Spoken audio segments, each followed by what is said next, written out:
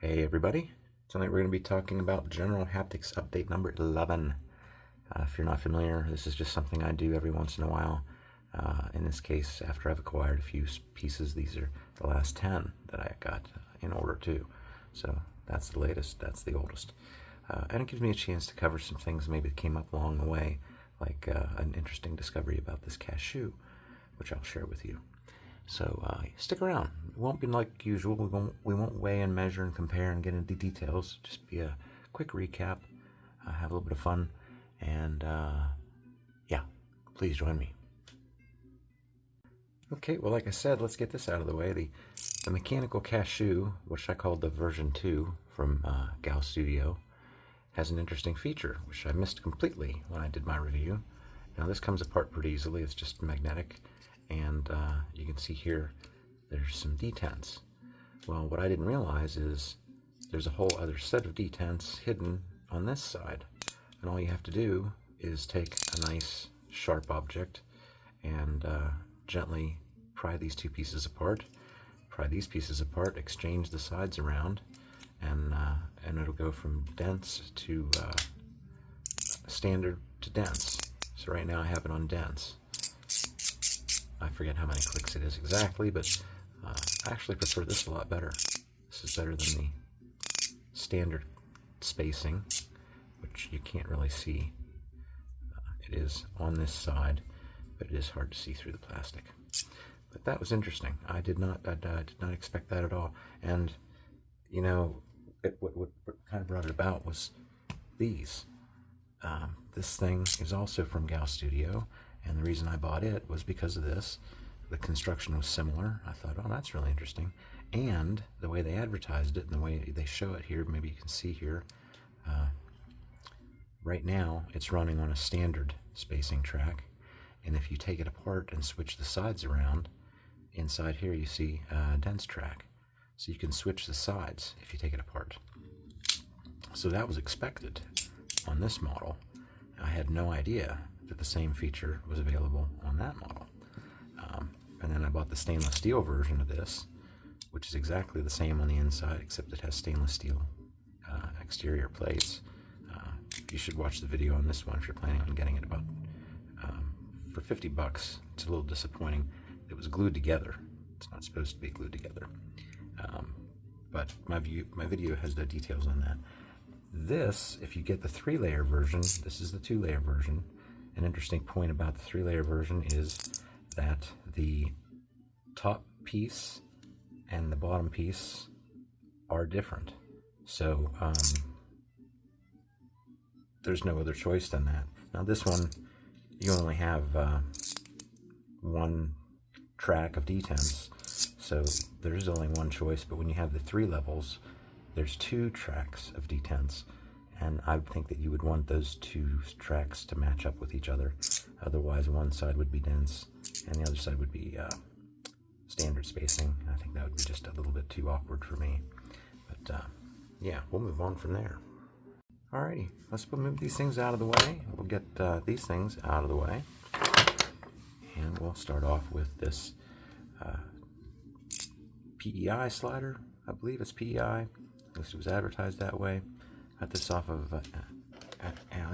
Amazon, actually. Sorry, I was tongue-tied there trying to say AliExpress, but it came off of Amazon, and it was only about 20 bucks or something like that. And it's just called the Honeycomb and Bee.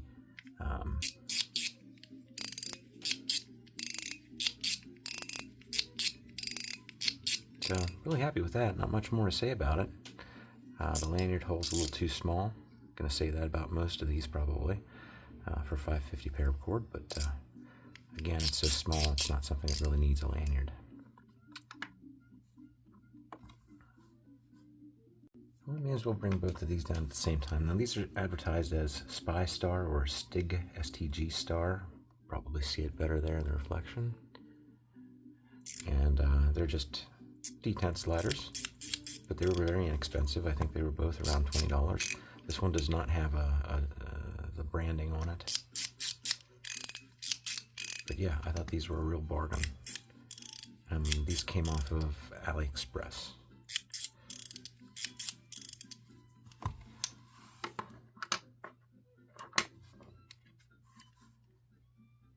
Now these are just two more versions of two that I already have.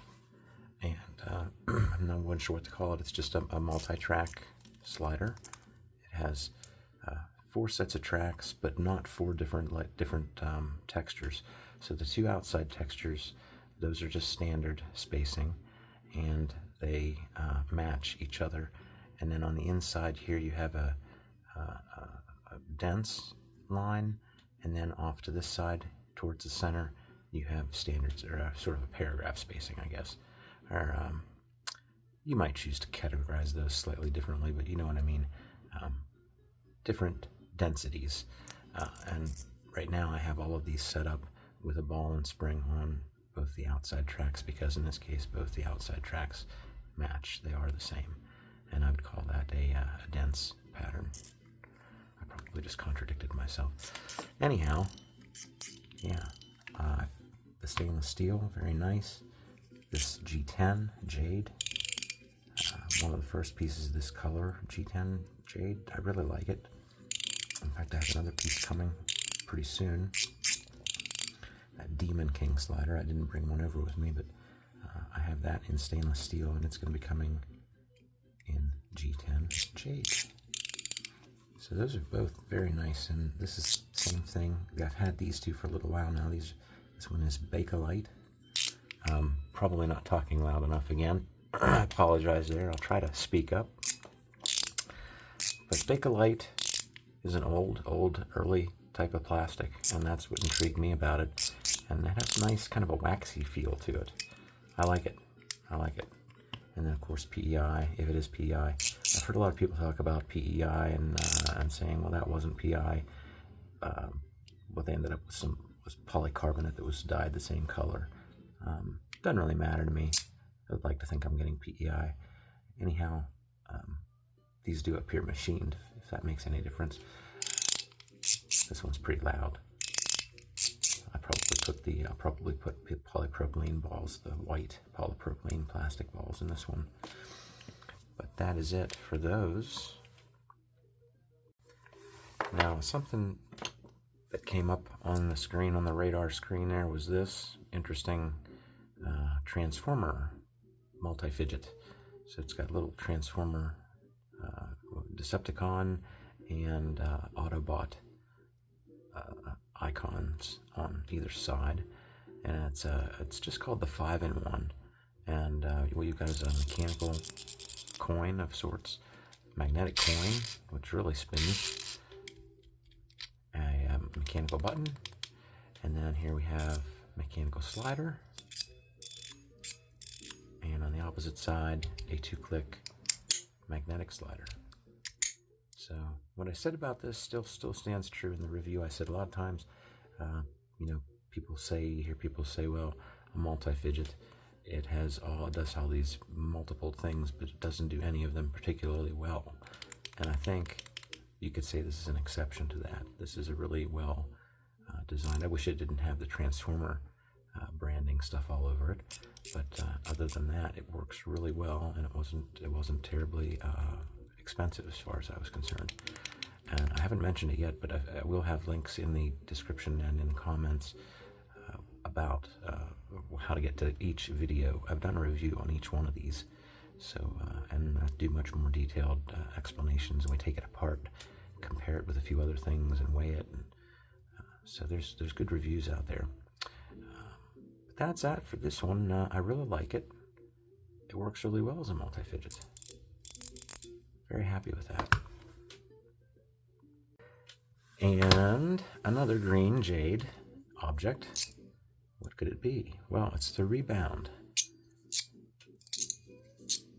So I've even seen the Rebound available in a G10 that was just a different color. But here it is, the original PEI. And they are virtually the same. This is a little bit bigger. It has like one more click.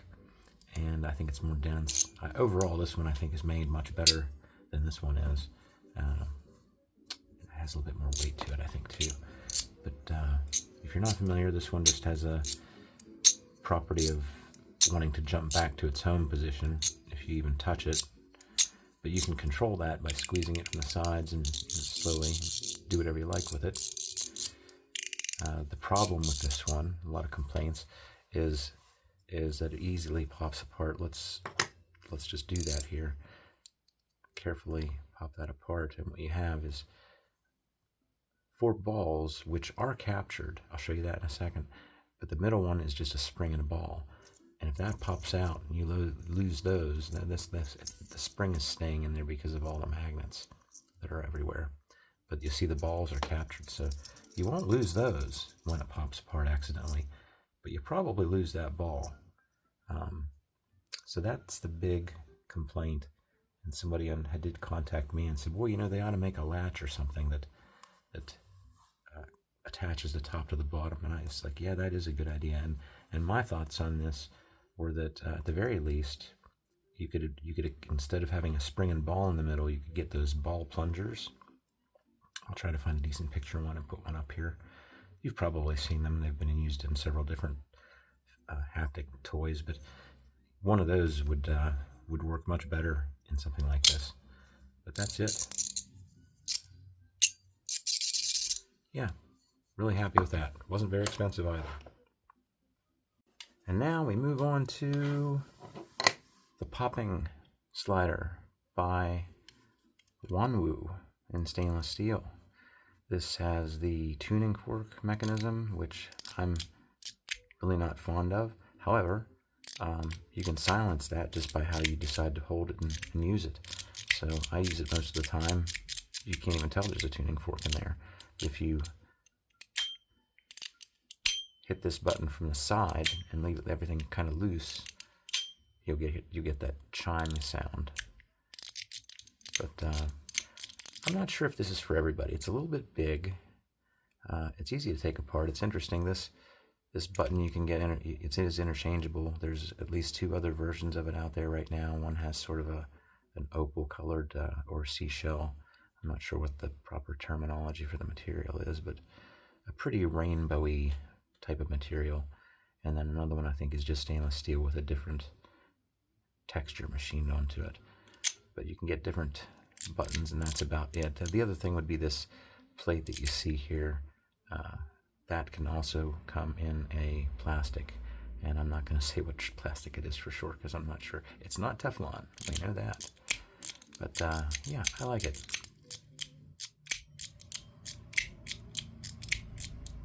Again, a little bulky, but not bad. Not bad. I think the pricing was fair on that as well. So let's move on to this one. This is the CHENYU X1. So it is in a very nice piece for a very nice price, I guess. I have the original. I'll get those out here in a second, but my initial thoughts on this were that it didn't work well for me to use it in the manner that I'm trying to show you here, where I spin it across the bottom. And that's a habit that I picked up with the original.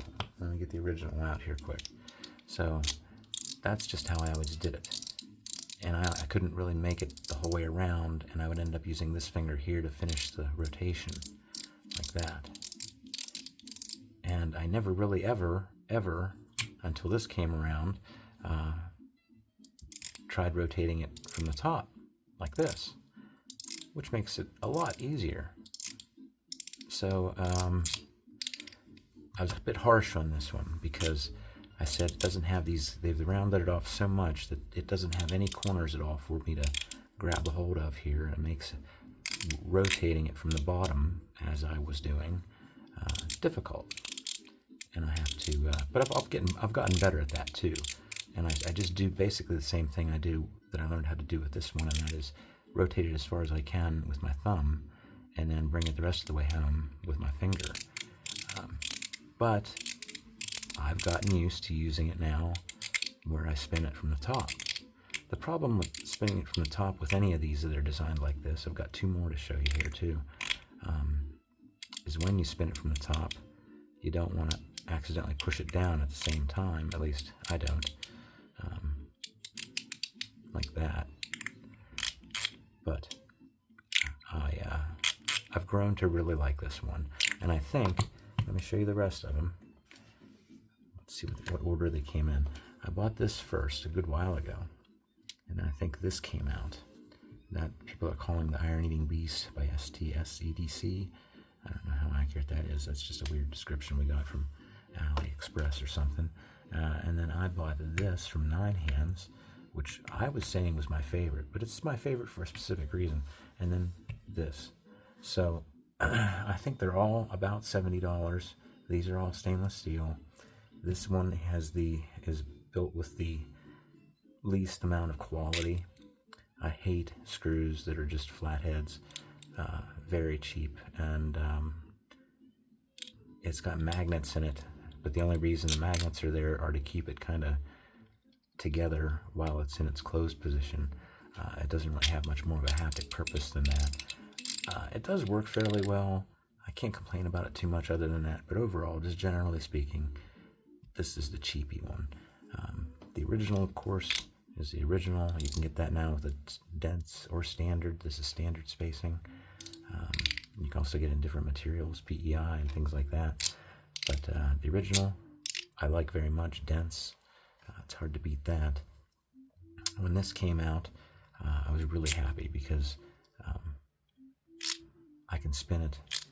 I'm a little bit out of practice here, but I can get it the whole way around without having to use any finger over here.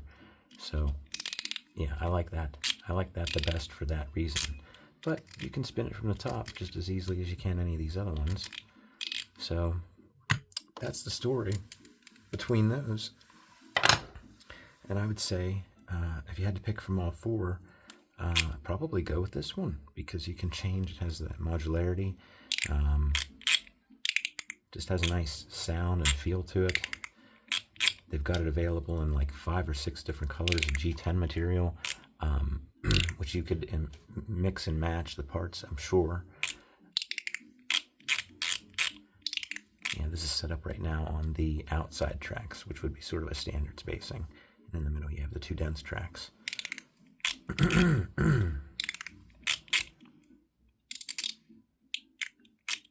Yep. The only thing about this one is, like I said, me being a little OCD, it's odd that they put the lanyard attachments on both the top and the bottom, because when you hold this thing from upside down, in my opinion, which is the only reason why you would want to have the lanyard put on this side, it doesn't do much. It's just, it's funky. It's really funky. I don't know. I haven't seen too many people use it that often. I'm sure there's a few though, so don't hate me. I just think it's weird maybe to have that option when the overall majority are probably going to use it. If anything, they would have the lanyard attachment on this side, not this side. But that's me being picky, and that's all I have to say about that. Alrighty, last thing on the list is this Gal Studio. Did it have a name? Let me check my list here. The Rich EX, the Rich Coin EX. They call all of their things like this coins. I wouldn't call that a coin, but they do. Just got this. Didn't change the balls in it yet. It has black ceramics in it, and it came with 2 black ceramic balls installed in the part that rotates here, but the part that goes up and down only had 1 ball and spring. There's a place to put 2 balls and spring for this part, and we took it apart in the video, in the review video, and did exactly that. So now there's 2 springs and balls that run up and down a little track here in the middle, and that balances everything out. I didn't like it the other way. I could tell there was a difference, but now it's working good in either direction. And then the other thing would be the rotation. I didn't change anything there, but there's a place where you can put either 1, 2, 3, or 4 balls. Right now there's just 2, and they're spaced across directly across from each other as it rotates. You could put 4 in there, or 3, but yeah, I'm really happy with that. And these go from anywhere from around 15 to around 20 bucks. It's, when all said and done with taxes and everything on AliExpress, that's about how much you'll end up paying for it. And you can get in there and play with it, but it's tricky. and I recommend you watch my video. I'll show you how to do it. There's 4 little tabs on here. Makes things a little bit complicated, but if you approach it with the right tools and take your time, it's not too bad at all. And, yeah, I'm kind of impressed with this thing for being what it is. Now, it's injection molded, and I've been looking up. I don't know if PEI can be injection molded or not. So I'm guessing this is maybe a PC or a polycarbonate. I have no idea. Let me know what you think. At first, I think most of us weren't sure if this one was even going to be able to be taken apart. It looked like it was sort of a permanent assembly, something that maybe it was glued together. But it does, in fact, come apart. So that's all I have for this round, I think. I guess suppose the next thing I'll do is go out in the woods and make a short video for all these other ones. So I usually do a 30-second short, and each one of these objects gets its own 30-second short and its own review video. And then, like I said, I don't know, every couple months or several weeks, depending on how lucky I am, I do a video like this, and I just call it a general haptics update, and just go over the last several pieces that I bought. So I think that's it. If you have any questions, please feel free to answer in the comments, and I'll finish out by mentioning a few friends. I keep thinking to do this, and I'm finally remembering at least a little bit. Now, there are quite a few reviewers out there, and right now, the ones that I watch the most are Kyle over at Fidget Focused, Sean over on his channel, The Fidget Fix, Ashley on her channel, The Fidget Girl EDC, and Mel over on EDC Fidget. Mel has many feline assistances. Anyhow, thanks for sticking around till the end. If you have any questions, please leave them in the comments. I'll get back to you as soon as I can. Thanks for watching. Bye.